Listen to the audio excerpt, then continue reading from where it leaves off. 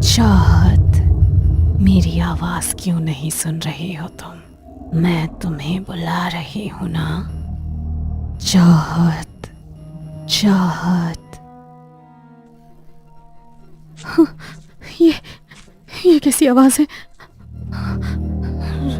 Room में तो मेरे अलावा कोई और है भी नहीं। तो मेरा नाम कौन पुकार रहा है? चाहत हिम्मत करते हुए उठी और कबर्ड के पास गई। उसके ठीक सामने एक काली परछाई खड़ी थी जिसकी आंखें बिल्कुल सफेद थी। उसे देखकर चाहत के पैर वहीं जम गए और वो परछाई भयानक तरीके से मुस्कुराते हुए उसके शरीर के आर पार होकर खिड़की की तरफ भागी और वहां से नीचे कूद गई। ये देखकर चाहत डर के मारे पसीने से भीग गई और वहीं पर बेहोश होकर गिर पड़ी। चाहत, चाहत उठो ना। क्या हो गया तुम्हें? तुम इस तरह जमीन पर क्यों सो रही हो?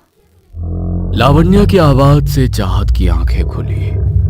उसने जब लावण्या को अपने सामने देखा तो एकदम से हड़बड़ाकर उठी और तुरंत उसने अपना सर पकड़ लिया।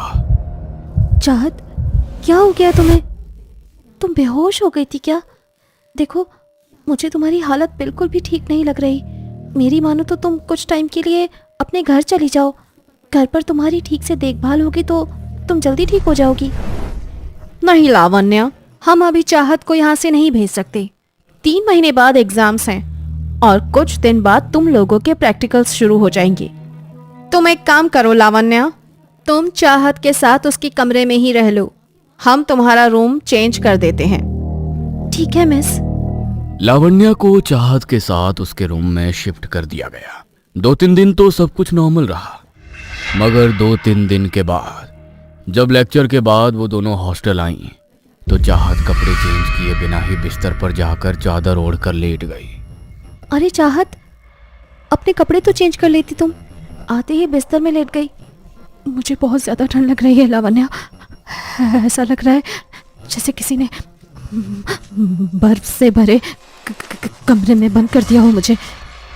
ओ माय गॉड, कल कहा था मैंने कि घर भेजते तुम्हें, लेकिन मिस मार्था को तो पढ़ाई से ज्यादा इंपॉर्टेंट कुछ दिखाई ही नहीं देता। तुम रुको, मैं तुम्हारे लिए मेडिसिन लेकर आती हूँ। लावण्या स्टाफ रूम में चाहत के लिए दवाई लेने गई। थोड़ी देर बाद वो वापस रूम में आई तो उसने देखा कि चाहत रूम में है ही नहीं। अरे, ये चाहत कहाँ पर चली गई? अभी तो इसे इतनी ज्यादा ठंड लग रही थी कि ये चादर ओढ़कर भी बुरी तरह कांप रही थी, और अब 2 मिनट में कहाँ गायब हो गई? तभी लावण्या को पानी बहने की आवाज आई। उसने जाकर बाथरूम का दरवाजा खटखटाया, मगर अंदर से उसे कोई जवाब नहीं मिला। अभी जब मैंने दवाई लेने गई तो बाथरूम का नल चालू नहीं था। पक्का चाहत बाथरूम के अंदर है। कहीं वो अंदर बेहोश तो नहीं हो गई? मुझे हेल्प के लिए किसी को बुलाना होगा। लावण्या जल्दी से बाहर गई और उसने मदद के लिए गार्ड को बुलाया। उसने जाकर बाथरूम का दरवाजा तोड़ दिया और लावण्या दौड़ती हुई अंदर गई तो चाहत का चेहरा वॉश बेसिन में धंसा हुआ था और वॉश बेसिन से लाल रंग का पानी बाहर गिर रहा था। ओह माय गॉड, ये क्या हुआ? चाहत? लावण्या ने जल्दी से गार्ड की मदद से चाहत को वहां से बाहर निकाला। उसका पूरा मुंह खून से धंसा हुआ था और उसके फेफड़ों के भीतर पानी भर गया था। वो लोग जल्दी से उसे हॉस्पिटल लेकर गए। देखिए, आज रात उसे हमें यहीं पर रखना होगा, मगर समझ नहीं आ रहा कोई खुद अपने साथ ऐसा क्यों करेगा। क्या आपकी फ्रेंड किसी बात को लेकर परेशान थी? नहीं डॉक्टर, लेकिन कुछ दिन से उसकी तबीयत बहुत ख़राब चल रही थी। उसने बहुत सारे डॉक्टर से चेक भी कराया, लेकिन किसी को भी उसकी बीमारी पकड़ में नहीं आई। शायद इनकी मानसिक हालत कुछ ठीक नहीं है। मेरा कहने का मतलब है कि कभी कभी इंसान इतनी ज़्यादा स्ट्रेस ले लेता है जिस वजह से उसकी हेल्थ पर बहुत असर पड़ता है। खैर, एक बार उनकी तबीयत ठीक हो जाए फिर मैं हमारे साइकेट्रिस्ट के साथ उनकी अपॉइंटमेंट बुक करवा दूंगा। ठीक है डॉक्टर, लेकिन क्या मैं हॉस्टल वापस जाने से पहले एक बार चाहत को देख सकती हूँ? मुझे उसकी बहुत चिंता हो रही है। ठीक है, लेकिन वो सो रही है, उसे नींद से मत जगाना। लावण्या अंदर रूम में गई और उसने बहुत ही चिंता भरी नजरों से चाहत की तरफ देखा। उसने अपने हाथ से अपना रुद्राक्ष का ब्रेसलेट निकाला और उसे चाहत के हाथ में पहना दिया। तभी चाहत की नींद टूट गई। अरे लावण्या, तुम मैं कहाँ पर हूँ? तुम्हारी तबीयत ज़रा ख़राब हो गई थी, इसीलिए तुम्हें हॉस्पिटल में एडमिट किया है। तुम मेरी बात ध्यान से सुनो चाहत, मुझे तुम्हारी बहुत चिंता है, इसीलिए मैंने अपना ये रुद्राक्ष का ब्रेसलेट तुम्हारे हाथ में पहनाया है। चाहे कुछ भी हो जाए, बस तुम इसे उतारना मत। तुम कुछ छुपा रही हो क्या मुझसे? मैं जानती हूँ कुछ ना कुछ गलत ज़रूर हो रहा है।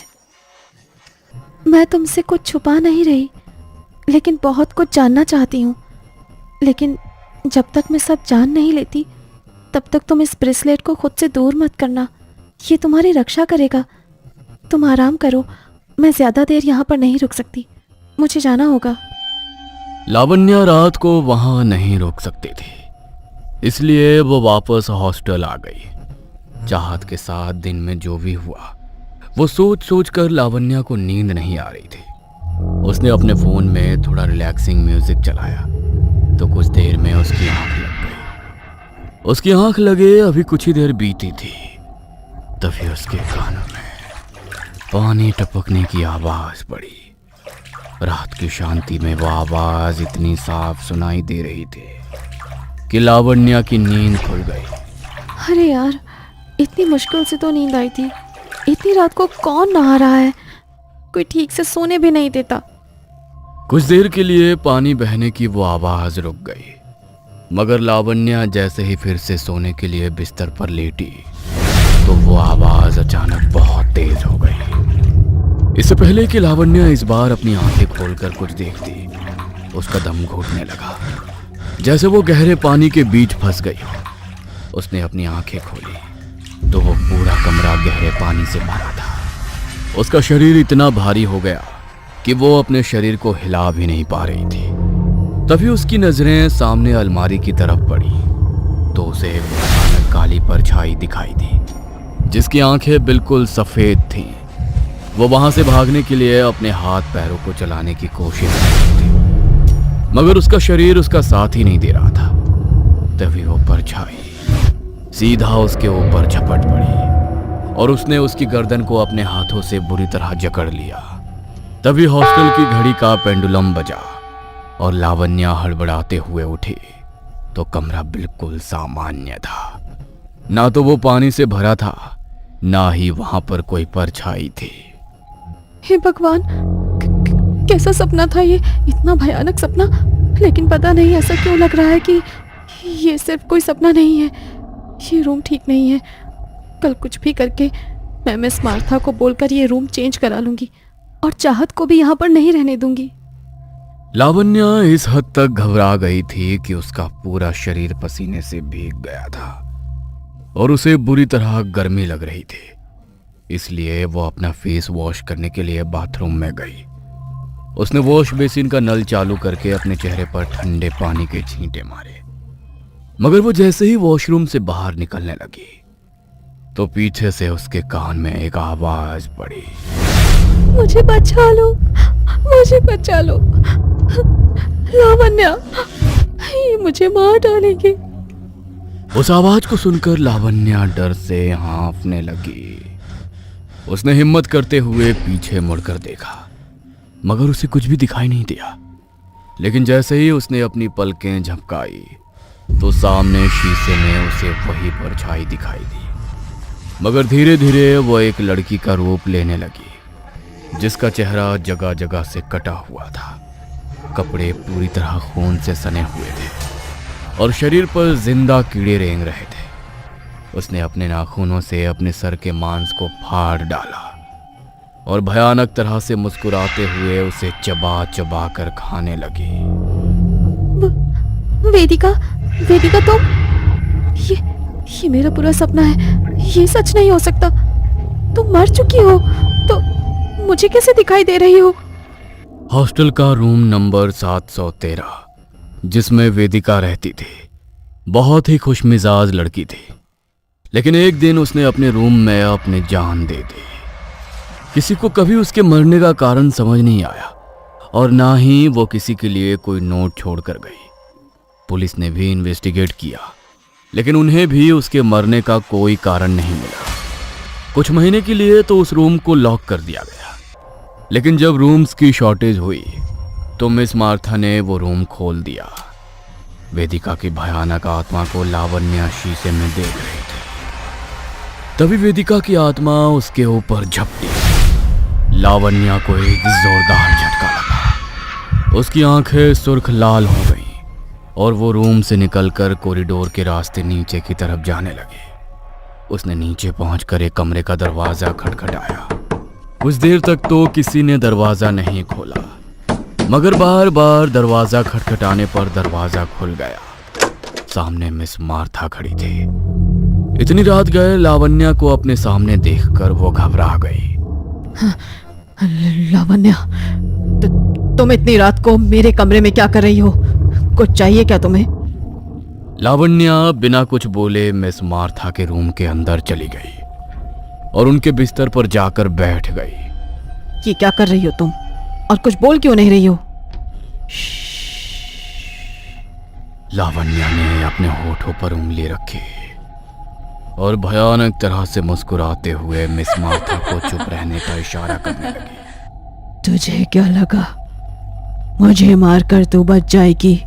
अपना बदला नहीं लूंगी क्या मैं? क्या? मैंने क्या किया तुम्हारे साथ? तुम तो जिंदा मेरे सामने बैठी हो। क्या बोल रही हो तुम? कैसा बदला? मिस मार्था के सामने बैठी लावण्या का चेहरा अचानक से बदल गया। शीशे में जो चेहरा लावण्या को दिखाई दे रहा था, अब वही चेहरा मिस मार्था के सामने बैठा था। वेदिका, वेदिका तुम तो मर चुकी हो। तुम मेरे सामने कैसे आ सकती हो? उसे वहां देखकर मिस मार्था बुरी तरह घबरा गई और रूम से बाहर भागने के लिए दरवाजे की तरफ दौड़ने लगी।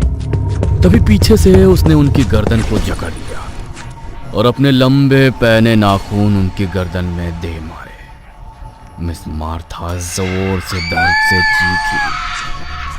आज तक किसी को पता नहीं चला कि मैंने अपनी जान नहीं ली थी। मुझे तो तूने मारा था, मेरी बलि देकर, और दुनिया को ऐसा दिखा दिया कि मैंने खुद अपनी जान ली है। यह शब्द सुनकर मिस मार्था के पैरों तले से जमीन खिसक गई। वेदिका ने उसकी गर्दन को मरोड़ दिया और उसके शरीर की हर एक हड्डी को तोड़ डाला।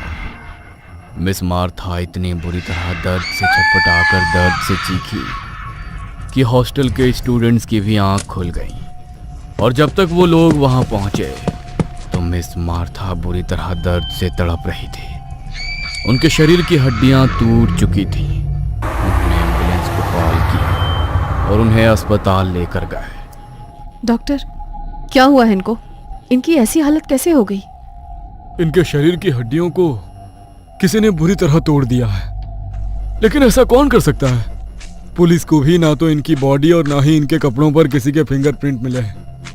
ऐसा लग रहा है जैसे इनका शरीर खुद ब खुद मुड़ता गया, मगर ये कैसे पॉसिबल है? ऐसा केस तो मैंने अपनी पूरी जिंदगी में कभी नहीं देखा। किसी को कुछ भी समझ में नहीं आ रहा था। अगले दिन जब लावण्या क्लास के लिए नहीं आई तो मिस अनीता उसके रूम में गई। उन्होंने देखा लावण्या वॉशरूम के अंदर बेहोश पड़ी है। लावण्या को चाहत के साथ ही अस्पताल में एडमिट कराया गया। लावण्या चाहत की तरफ देखकर मुस्कुराई। मैं तुमसे कुछ छुपा नहीं रही, लेकिन बहुत कुछ जानना चाहती हूँ। लेकिन जब तक मैं सब जान नहीं लेती तब तक तुम इस ब्रेसलेट को खुद से दूर मत करना। ये तुम्हारी रक्षा करेगा।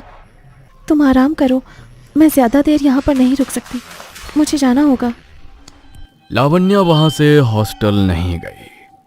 जब बार बार डॉक्टर चेंज करने के बाद भी किसी डॉक्टर को चाहत की बीमारी पकड़ में नहीं आ रही थी, तभी लावण्या को शक होना शुरू हो गया था कि जरूर चाहत के साथ कुछ और ही दिक्कत है। और जब वो रूम में उसके साथ शिफ्ट हुई तो उसे रात को कबर्ड के पीछे एक काली परछाई दिखी थी जो चाहत के पास जाकर बैठ गई। लावण्या ने अपने हाथ में रुद्राक्ष का ब्रेसलेट पहना था, इसलिए वो आत्मा उसके पास नहीं भटक रही थी। लेकिन लावण्या इतना जान गई थी कि चाहत के साथ जो कुछ भी हो रहा है उस आत्मा की वजह से ही हो रहा है, और वो आत्मा वेदिका की ही आत्मा है। इस बात का भी लावण्या को पूरा शक था, इसलिए वो अस्पताल से सीधी हनुमान जी के मंदिर पहुंची और पंडित जी को उसने सारी बातें कह सुनाई। तेरा अंदाजा बिल्कुल ठीक है बेटी, ये उसी लड़की की आत्मा है, लेकिन इसके पीछे का खेल कुछ और ही नजर आता है। वो खुद तेरी दोस्त के पीछे नहीं पड़ी है, बल्कि उसे उसके पीछे लगाया गया है ताकि खुद से उसका ध्यान हटा सके और अपने स्थान पर उसकी बलि दी जा सके। क्या? मुझे कुछ भी समझ नहीं आ रहा पंडित जी।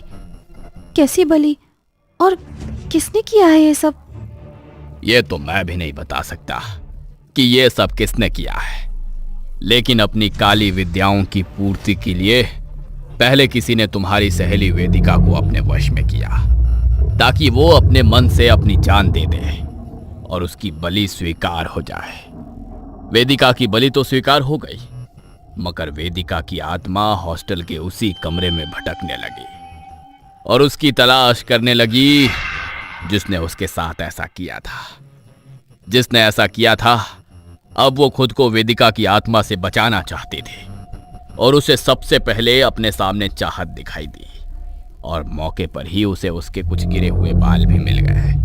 इसलिए उसने एक क्रिया के जरिए अपना सारा भार चाहत के ऊपर डाल दिया ताकि वेदिका की आत्मा उसके बदले चाहत को मार डाले और वेदिका की आत्मा से उसका पीछा छूट जाए। क्या इतना सब हो गया चाहत और वेदिका के साथ? लेकिन आखिर पता कैसे चलेगा कि ये सब किसने किया है? चल जाएगा, कल सुबह तक तुम्हें सब पता चल जाएगा, लेकिन तुम्हें वेदिका की आत्मा का साथ देना होगा। वो तुम्हारे शरीर का इस्तेमाल करके उसके पास पहुंचेगी, लेकिन तुम्हें कोई नुकसान नहीं होगा। इस बात का वादा मैं तुमसे करता हूं। अब तो मुझे बताओ कि तुमने मुझे ये ब्रेसलेट क्यों पहनाया था? कुछ नहीं, बस ऐसे ही। अब हर बात तुम्हें बताना जरूरी थोड़ी ना है। लेकिन अब तुम बिल्कुल ठीक हो, अब तुम्हें कुछ नहीं होगा। मिस मार्था गले में भले ही होली क्रॉस पहनती थी, मगर भगवान को पूजने की बजाय उन्होंने शैतान को पूजना शुरू कर दिया था, और शैतान को खुश करने के लिए ही उन्हें उसे एक लड़की की बलि चढ़ानी थी। उसने क्रिया से वेदिका को वश में करके उसे खुद की बलि देने पर तो मजबूर कर दिया और अपने भार को चाहत के ऊपर भी डाल दिया। मगर चाहत के लिए लावण्या ने जो लड़ाई लड़ी उससे ना सिर्फ चाहत की जान बची, बल्कि वेदिका की आत्मा को भी इंसाफ मिला और मिस मार्था को हमेशा के लिए अपाहिज करके वो अपना बदला पूरा करके हमेशा के लिए हॉस्टल के रूम नंबर 713 से मुक्त हो गई।